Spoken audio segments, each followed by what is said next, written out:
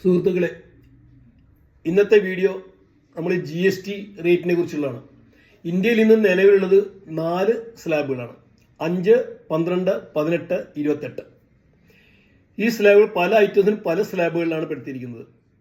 ഈ 4 സ്ലാബുകൾ ഒഴിവാക്കിയിട്ട് വെറും 2 സ്ലാബുകളാക്കി മാറ്റാൻ ഇന്നത്തെ കേന്ദ്ര മന്ത്രിസഭാ യോഗം തീരുമാനിച്ചിരിക്കുന്ന വിവരം നിങ്ങളെ അറിയിക്കുകയാണ്.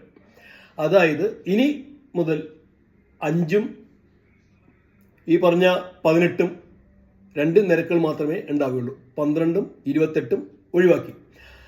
അതായത് ഇപ്പൊ 12ൽ ഉള്ള ഐറ്റംസ് ഒരുമാതിരി ഒരു 95% ഐറ്റംസും 5%, 28% ഐറ്റംസ് ഈ 18% മാറാനാണ് സാധ്യത കാണുന്നത്.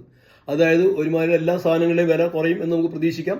നല്ലൊരു തീരുമാനമാണ് ഗവൺമെന്റ് കൈകൊണ്ടിരിക്കുന്നത്. അപ്പോൾ നിലവിലിനി നമുക്ക് ആകെ 2 സ്ലാബുകൾ മാത്രമേ ഉണ്ടാവുള്ളൂ, അതായത് 5ഉം 18ഉം. അപ്പോൾ ഈ തീരുമാനം ഇന്ന് മന്ത്രിസഭ അംഗീകരിക്കുകയും നമ്മുടെ GST കൗൺസിലേക്ക് വിടാനുള്ള തീരുമാനം എടുക്കുകയും ചെയ്തിട്ടുണ്ട്.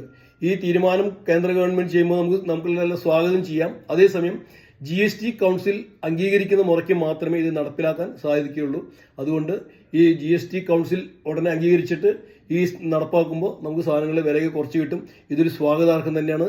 നിങ്ങൾക്ക് ഈ വീഡിയോ ഇഷ്ടപ്പെട്ടിട്ടുണ്ടെങ്കിൽ ലൈക്ക് ചെയ്യുക, ഷെയർ ചെയ്യുക. ഇതൊരു സബ്സ്ക്രൈബ് ചെയ്തിട്ടുണ്ടെങ്കിൽ ദയവായി സബ്സ്ക്രൈബ് ചെയ്യുക. താങ്ക്